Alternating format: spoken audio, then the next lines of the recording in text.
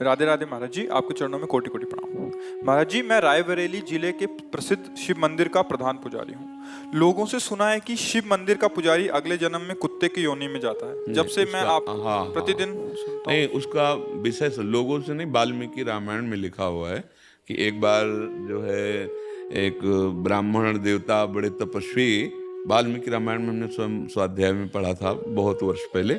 तो वो भिक्षा मांगने गए तो उनको भिक्षा में कुछ नहीं मिला, तो गुस्सा में आ रहे थे तो डंडा हाथ में था, एक कुत्ता पड़ा था, उसकी खोपड़ी में 2-4 डंडे जमा दिए।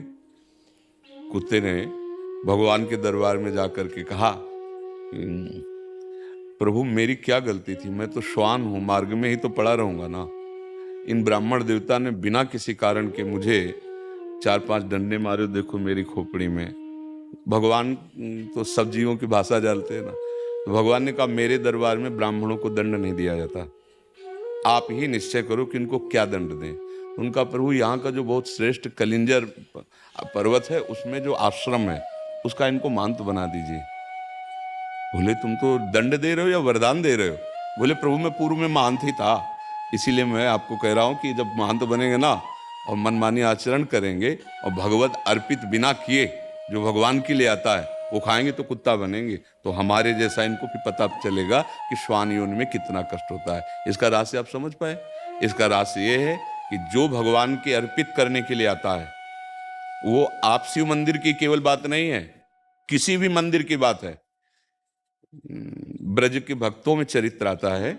एक दिन एक विरक्त संत जो गुफा में भजन करते थे, क्योंकि जैसे गिरिराज जी है, नंदगांव है, बरसाना, यहाँ पर्वत हैं तो यहाँ गुफाएं भी हैं, संत जन एकांतिक भजन, तो वो भिक्षा मांग के आ रहे थे, पीछे से आवाज है, बाबा सुन, अगर मुझे थोड़ा टुकड़ा दे दे तो मेरी प्रेत योनि से मुक्ति हो जाए। वैसे मुड़ के देखा तो कोई नहीं दिखाई दिया, एक कुत्ता दिखाई दिया, तो उन्हें लगा शायद ऐसे कानून। फिर अब बाबा सुनो ना आए, तो फिर मुड़ के देखा कौन हो तुम? तब बोले कि जो मैं कुत्ता रूप दिखाई दे रहा हूं मैं नंदालय का पुजारी हूं। तो उनका प्रभु आप तो भगवत पार्षद हैं, आपकी ऐसी कैसे? तो उनका लाला के लिए अमनिया आता था, बिना भोग लगाए हमने उसको प्रयोग किया, तो उसके दंड में अगर आप अपनी जूठन करके दे देंगे तो अभी मैं मुक्त हूँ। तो बोले भैया यदि तुम्हें भगवत प्राप्ति हो रही है दोष से मुक्त, तुरंत जूठन करके उन्होंने दे दी। बात यहाँ समझनी, शिव मंदिर ही नहीं किसी भी मंदिर में आपके पास शिव जी के लिए जो कुछ आया है आप उनको अर्पित कर दिए, इसके बाद जो प्रसाद रूप से आप सेवन करते कभी आपकी दुर्गति नहीं हो सकती।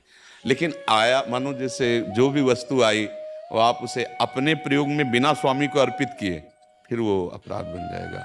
ऐसा नहीं है, हम उन्हीं के उपासक रहे हैं, उन्हीं के हैं। आए मुक्ति तो अरे मुक्ति तुम यार, बहुत शिवलिंग है। अरे गंगा अरे उनकी बात जाने दो, हम कह रहे तुम अंगूठे में ऐसे भावना करके करो अभिषेक, मुक्ति हो जाएगी। शिव भावना तो करो तुम, बालू की शिवलिंग नहीं बनाया जाता। अरे यार कभी ऐसी बातों में, हाँ बात उसको अंतर की बात समझना।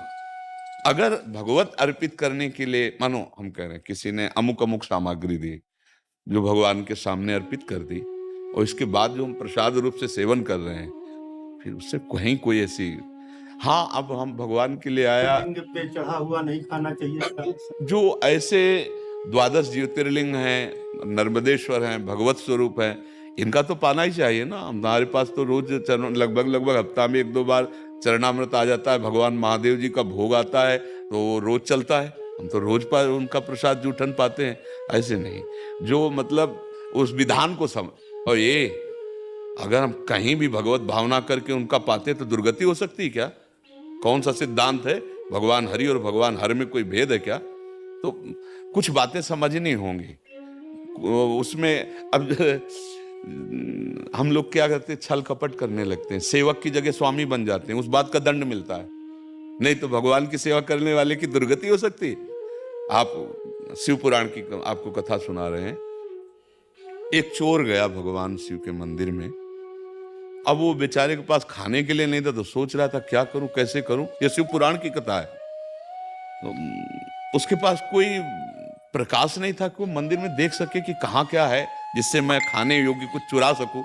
तो उसने अपने ऊपरी वस्त्र उतारा और जला करके मरा।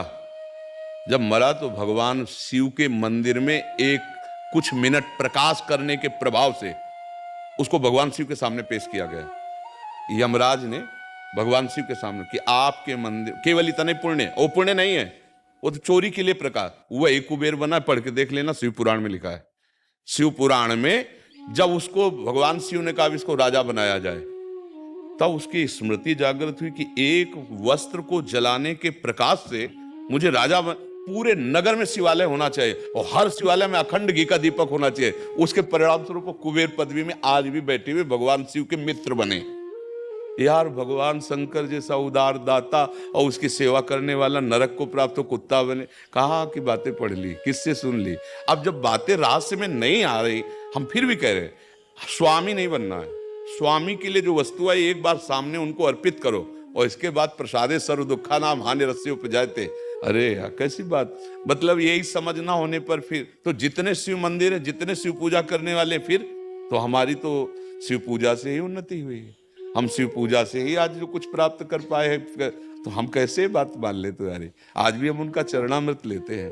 और शिव जैसा हरि भक्त कौन और हरि जैसा शिव भक्त कौन?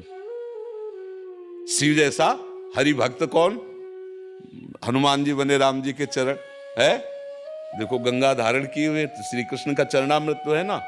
और भगवान हरि रामेश्वर की स्थापना कर रहे हैं और वो कह रहे हमारे गुरु है, ये हमारे इष्ट है। इसलिए भाई, व्यर्थ की कल्पनात्मक बातों में नहीं जाना चाहिए। जो शास्त्र में लिखा है उसका कुछ रहस्य होता है, वो बिना भजन के नहीं समझ में आता है। शास्त्र तिजोरी है और जहां तिजोरी होती है वहां भूल भुलैया के कई मार्ग रखे जाते हैं कि वहां तक असली आदमी पहुंच पावे, नकली ना पहुंच पावे। तो शास्त्रों का रहस्य बिना तत्वबोध हुए या भजन किए नहीं समझा जा सकता। उसमें लिखा है उत्तर की तरफ, लेकिन घूम के वहीं से पश्चिम की तरफ जाना है तब वस्तु मिलेगी। अब वो अनुभवी है नहीं तो उत्तर की बात केवल करता रहेगा, पश्चिम को मुड़ने वाली पता ही नहीं। इसलिए कहा जाता है कि बिना गुरु के ज्ञान नहीं होता, बोध नहीं होता। तुम निश्चिंत रहो और भगवान शिव की आराधना करो और सेवक रहो। सेवक है, हम एक बूंद पानी भी उनको अर्पित किए बिना नहीं पी सकते। बस तुम्हारी जय हो जाएगी, कोई पराजय नहीं कर सकता। और जहां हम स्वामी बन जाते हैं प्राया, क्योंकि प्रभु कुछ बोलते तो है लैला, तो लगता है कि अजय आया कि आप ये चढ़ा दीजिए, प्रभु को आप दे दीजिए। बिल्कुल है ये, अब वो हमारे बाप की वस्तु हो गई, क्योंकि हमारे स्वामी है ना प्रभु। अब उनके चरणों में अब हमारा सेवक अधिकार इन्हीं से चल रहा है, समझ रहे ना। और अगर ये हुआ कि भाई हाँ ठीक है, अब इसका हिसाब तुम्हें देना पड़ेगा, तुम्हारी जेब में गया ना, अब तुम्हें हिसाब देना पड़ेगा। ऐसे ही हर एक वस्तु, बस ये सावधानी हट गई तो गिर जाओगे, नहीं किसी की ताकत नहीं कि गिरा दे। भागवतिक जीवन निर्वाह के लिए फिर कोई परेशानी नहीं, भगवद अर्पित जीवन ऐसा। फिर तो देखो आप धामों में देखो ना। अच्छा, आप तो कहीं किसी एक पवित्र जगह का नाम ले रहे हैं, हम तो काशी की बात कर रहे हैं, जहाँ घर घर शिवालय है। घर घर शिवालय है, बिना उनके भोग लगे, बिना उनका प्रसाद पाए कोई जी नहीं सकता काशी में। जैसे यहाँ कहीं भी भोग लगाओ जय जय श्री राधे बोलना पड़ेगा, महारानी जी का धाम है, ऐसे काशी भगवान शिव का घर है। कोई घर ऐसा नहीं जहाँ शिवालय ना हो, कोई घर ऐसा नहीं जो उनकी जूठन न खाता हो।